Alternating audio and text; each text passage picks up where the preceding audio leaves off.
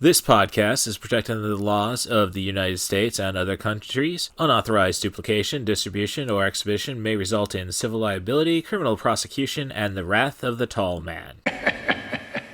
Boy! Your inner circle's been compromised. Either you can't see that or you don't want to. Who you think they talk about? Watch yourself. You're not Steve Rogers. You're right, I'm not. Who you think they talk about? Talk about us! Stand by for proof of death. You want me? Come and get me! Little Hand says it's time to rock and roll. Bring the noise.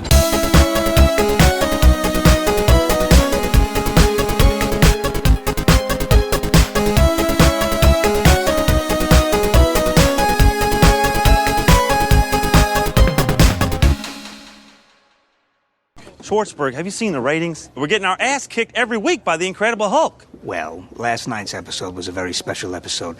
They revealed that the Incredible Hulk has an evil twin. And he's not green.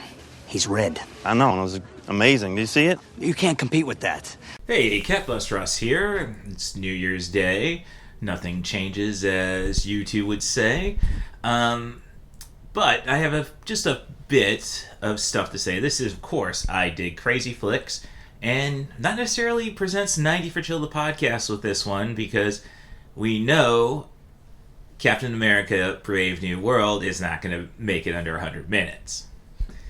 And the only reason I'm bringing this up, and I'm with the Poetic Critic at this moment, is Dad saw a commercial while we were watching the Arizona State University versus Texas game, which was total BS. Screw Texas after that. Well, I mean, screw Texas in so many ways.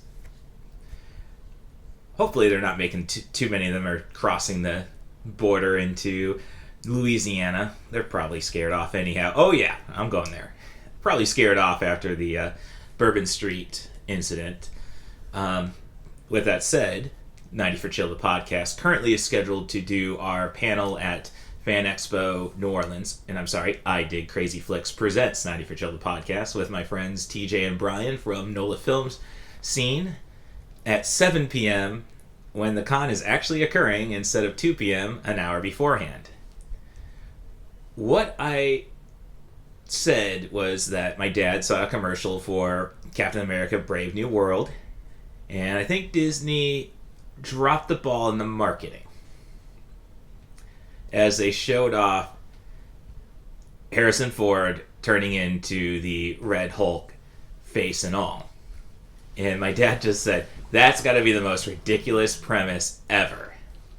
And I said, no, this is totally canon. This is what Marvel fans want, is Red Hulk. I'm hoping that, well, this will give us the Thunderbolts. And come on, people, who does not want to see nasty Harrison Ford, Deadpool, Wolverine together as a team? I mean, this could be the genesis of the R-rated MCU. And yeah, I'm more excited, but it does make me realize that these Marvel movies are solely for the Marvel fanboys now. So, what say the Poetic Critic, who's definitely pretty much on the die Marvel die stance right now? She only gave Deadpool and Wolverine 2 stars. Well, contrary to your assumptions, the Red Hulk has never been the most popular of characters since his introduction. Dude, you haven't looked at the Thunderbolts? I'm not familiar enough with the ins and outs of comic books. I just know that the Red Hulk was not a popular character upon his introduction at the turn of the millennium. Did you not see the Walk Hard, the Dewey Cox story? Yeah, no, we got killed by the Incredible Hulk. Oh yeah, I could see that. That one had the Red Hulk come on. Oh yeah, how are we going to compete with that? I mean, I'm looking at it like Giancarlo Esposito is a national treasure. He is the going back to the 80s and early 90s, he is the official Nintendo seal of approval. That little black and gold thing they stick on it, not just the, yeah, we licensed this gold and white one. So, I mean, I want to see it because I really am like, yeah, let's go and push this thing. You haven't really seen anything of the new Marvel stuff except for Deadpool and Wolverine. We're going, past Endgame, which, of course, you and the anti-Marvels basically say, and I can agree, Endgame may have been too final a title. And with that said, maybe that's why Highlander the Source sucked. You just can't go back on the word Endgame. Well, I'd be more interested in Marvel if they were doing anything I was interested in the first place. I'm not really interested in the characters at hand. They're not doing anything with the actors I liked, like Jeff Goldblum, anymore. And I'm not interested in doing all the homework to fully understand and appreciate these films. We are at this point where we're dealing with mostly B-list characters at best, and I think the public is just not that interested in it. Deadpool and Wolverine was a big hit, but it didn't really do much for me, partially because it isn't that big a deal for me to see all these characters, many from movies that weren't that popular in the first place, coming back. Well, you say that, and like, come on, Rory. X-Men, Logan's skeleton made an appearance, and that was a very popular movie. No, it's like, I guess you could say the well is dried up for Marvel, but then you're asking it to just, go to the reboot stage, which I am excited about. James Gunn's DC universe coming up. Like, how can you hate a trailer when it's like, yeah, we're gonna go and call for the puppy right away. And you brought up Green Lantern, of course, and I was like, I didn't, like, the only thing I've seen Green Lantern in myself is Joss Whedon's Justice League, which I didn't think was that bad. It was just a B-level Avengers movie. A B- level Avengers movie. Like, Age of Ultron, yeah, could have, couldn't we have figured a way to get more James Spader? Which I'm kind of disappointed with What If not getting James Spader for Ultron in the first season. With the Marvel Universe post-Endgame, I have liked some of the short-form stuff they've released to Disney Plus, such as Werewolf by Night and the Guardians of the Galaxy Holiday Special. And there's a lot of fans of Moon Knight out there. I know. Most of the streaming shows have some fans, if not enough to move the needle on the ratings. I mean, a lot of these only lasted one season for a reason. Well, I think streaming, the problem is that one, producers always screw it up in the end. Like, I guess you can't really say Netflix screwed up The Witcher. That was Henry Cavill betting on himself. I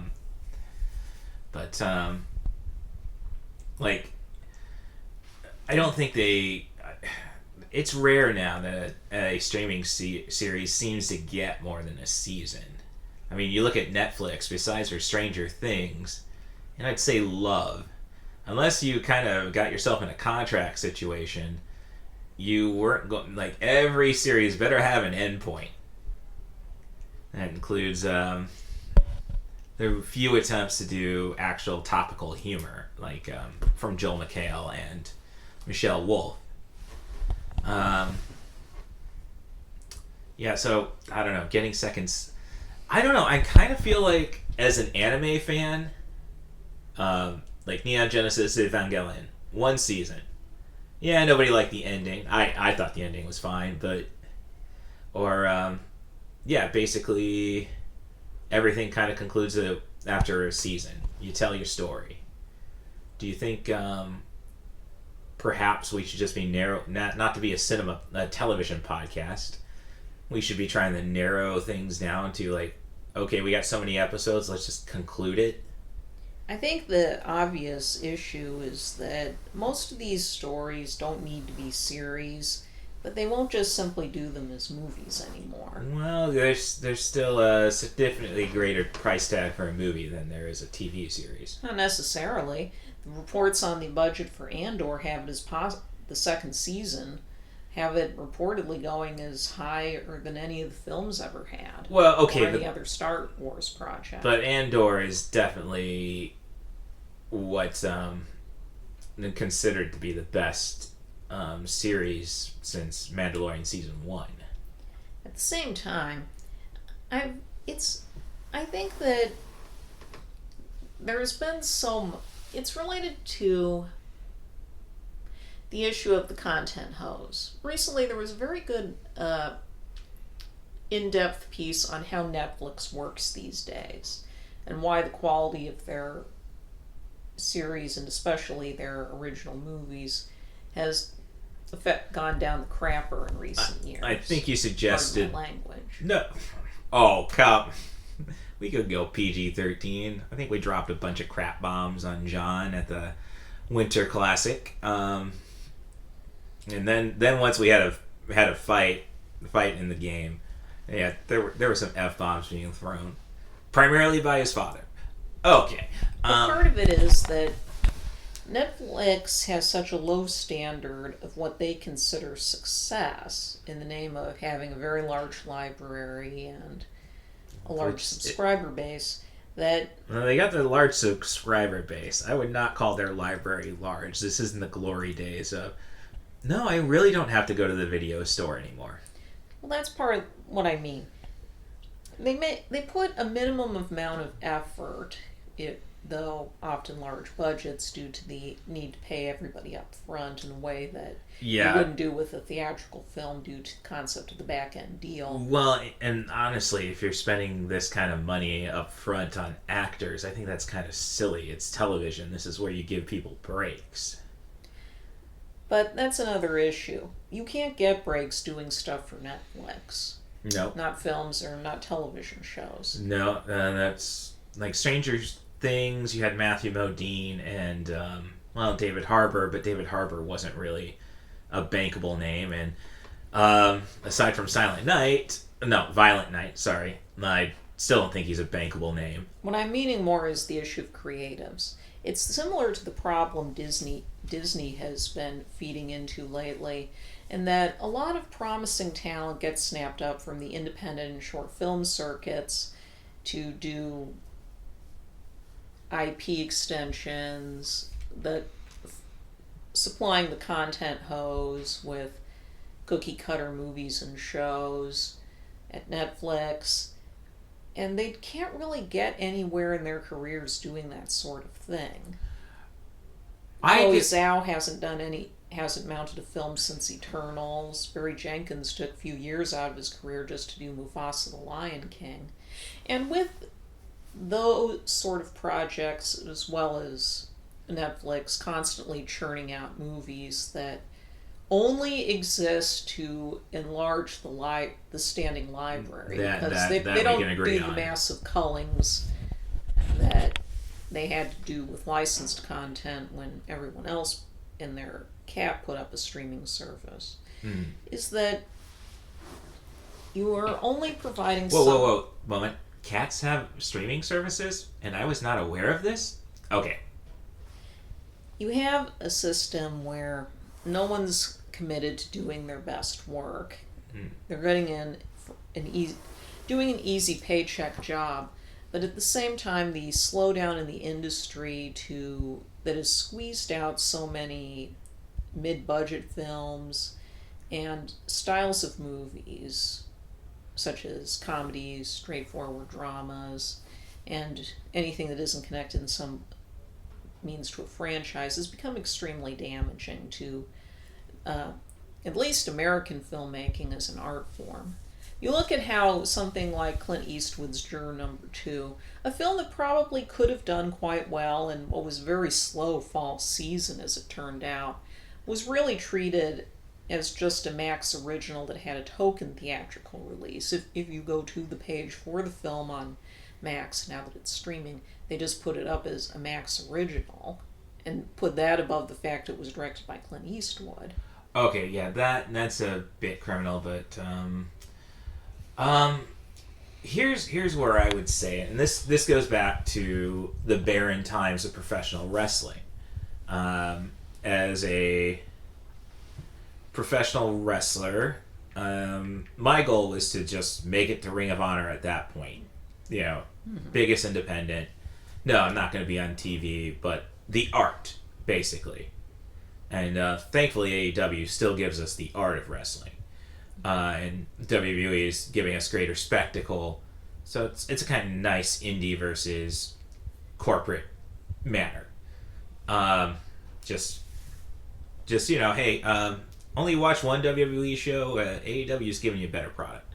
I will say that.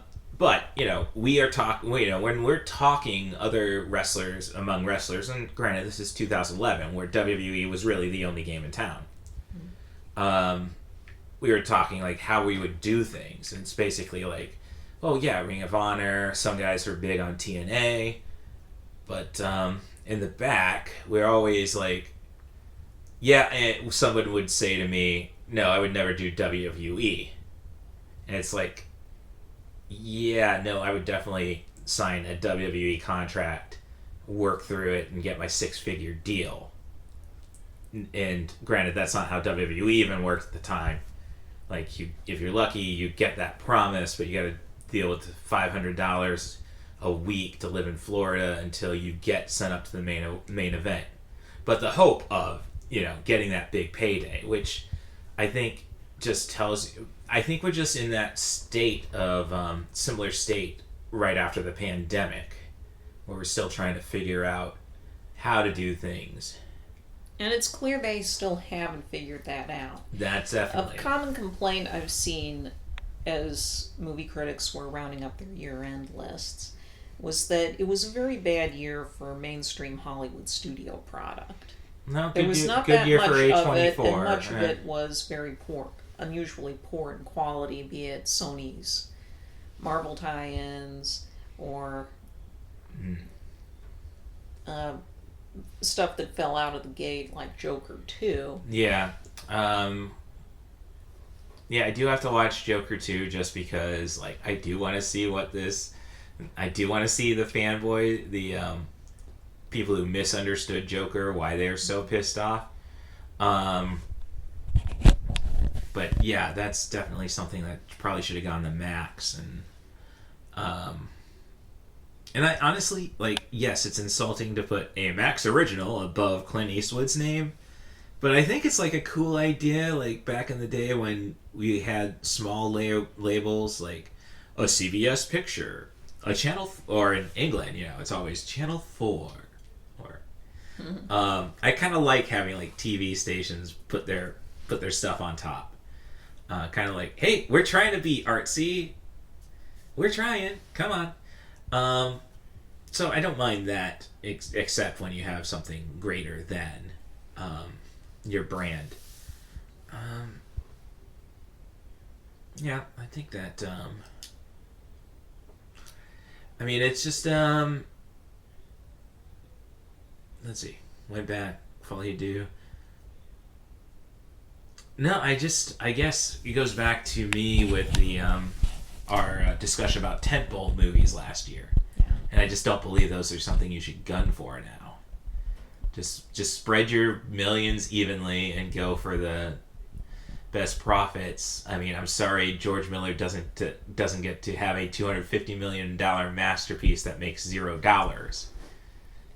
But the point is that you're supposed to be creating wide-appealing tentpole movies to help finance smaller movies that may or may not catch on, that to bring variety back into things. Well, and the studios are not yet committing themselves to that. Well, is it the studios or is it the fact that you need some kind of creative to come up with the next big thing? Like, there are plenty of creatives who have excellent ideas that could catch on if the studios were willing to give them more of a chance and then properly promote it when it was on the market.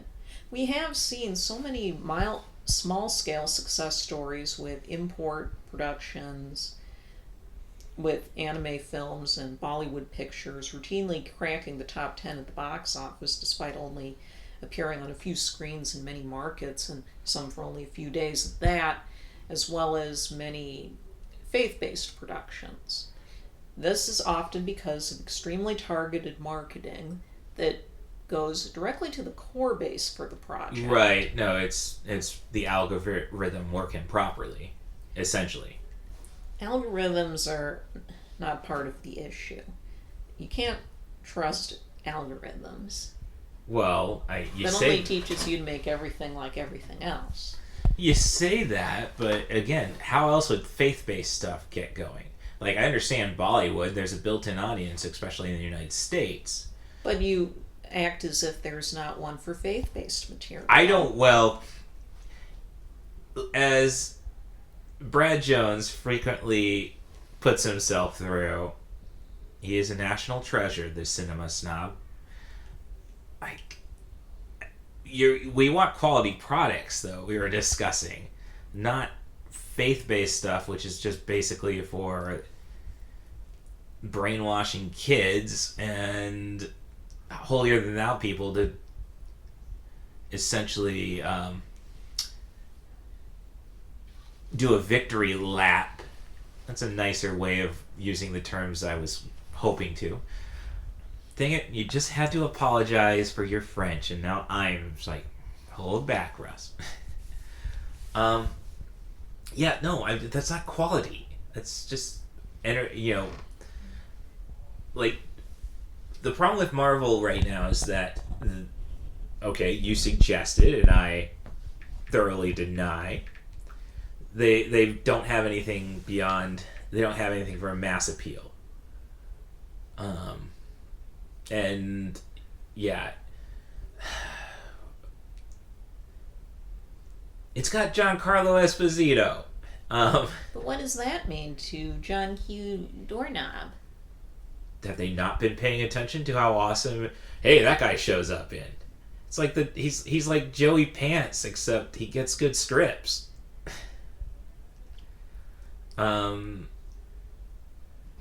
But no, walking through it, like, well, Brave New World probably could have worked as a TV series, I suppose. I guess you'd say, well, that should have been the Marvels should have been the Miss Marvel season 2. Okay, you win this round, Rory. You can't make movies for the fans if you're spending so much money. You need to make $1 billion to properly turn a profit. We gotta get rid of the. All right, we gotta quit dealing with the B word. Let's just get away from that. Like, let's not gun for that. Let's just make money. Make enough money that everybody does fine. So why aren't they already working on this? Because we let billionaires make all the decisions. And going back to content issues, like, I hate that Pixar had to back down on their latest thing, but ABC went and gave Trump $15 million just to shut him up. Like, we are kind of in a position where it's like we just want to get through these next 4 years. Like, we're not going to have any excitement in 2025. 2026, hopefully, people will wise up and we can get edgy again. But I think we're just in that's probably the worst thing about it, is now that we're in a place where we have a guy who's going to throw slap suits at everything. People are going to throw slap suits at everything. So we can't get too edgy. And the only reason you can say that algorithms don't mean anything is because, well, Marvel fanboys should be going out and seeing the next Marvel movie millions of times, tens of times, because it's for them. But that's a silly way of looking at it. We're under no obligations to follow every chapter in an ongoing work like this. It's not as if we're reading a book that has a single start and end point. I kind of disagree from a fanboy status. Like, I'm gonna, I feel I failed Star Wars by not watching The Acolyte when it was coming out because I was behind. We shouldn't be forcing ourselves to watch work that we feel is subpar or less. I'm not saying I thought it was. I was going to watch a subpar work. I said I just didn't have the time to catch up on everything. And again, billionaires, the B word is the problem. Like if I had the time, I could give The Acolyte. I'd be hoping for a season 2, or at least, I'm just thrown off by The Acolyte because it actually got a toy line. I am still waiting for a toy replica. I'm not asking for a Black Series replica of Rey's lightsaber. So, with that said, I'm pumped for the new trilogy to come out after that. So, sorry. Oh no, Naturescape. I think it's kind of cool. Yeah, but that's a good place, I think, to wrap up. It's about 25 minutes of just BSing. But really, okay, if you knew nothing about the MCU, like our dad, and you saw Harrison Ford turn into a red monster, similar reaction? At this point, probably. Oh, man. And he thought, and his favorite movie is Putney Swope, and that was considered ridiculous. At least it had a point, and it made its point, and that was that. But nobody saw it. Plenty of people see it now. Right, so, alright, we will come back to this in 50 years. No, I saw Putney Swope in about 45 years after it. We'll come back to this in 45 years, and, I will take my victory lap. So, folks, 94 Chill, I did Crazy Flicks, LLC, not associated with the Poetic Critic by any means, officially endorses Giancarlo Esposito and Harrison Ford and Anthony Mackie. And, great, I'm sorry, now I just fed the internet. Why'd you give Anthony Mackie third bill? I love the Falcon, so I'm sorry. He just doesn't have, I went nerdy, I went big name, and then I gave the... But, I officially endorse Captain America, A Brave New World. So, but, I guess thank you very much for just taking some time with me. You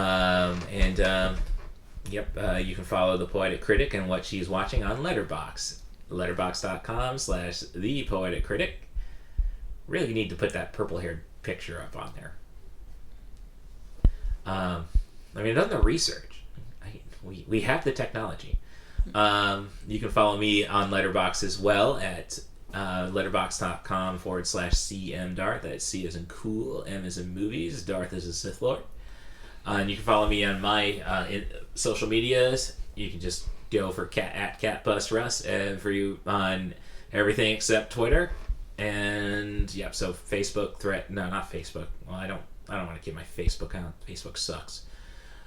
Threads, Instagram, and Blue Sky, most importantly, and Mastodon for you true believers. Let me thank my Patreon subscribers. You can get, if you like to give $3 a month to this podcast, make sure Ava the Queen Kitty gets 3 tins of food. Essentially, you can go to patreon.com/IDidCrazyFlicks and also get a shout out alongside a sticker. Like my friend Tim Bates, who was on our Arena and Night of the Demons episodes, and the Scoop Staley, former AAW interviewer. I'm sure you go through the tape catalog, you can see me get shoved into a bathroom by Austin Aries, which really does not age well after Austin Aries went nuts. You just don't know what things are going to be like 15 years later. Thank you, Sage Marie Harden, for keeping an eye on me, keeping me out of trouble for the most part. And I hope you're doing the same for everybody you touched in your life. And I hope you're squeezing the ectoplasm out of the fluffiest of kitties, Skimbleshanks the one-eared angel.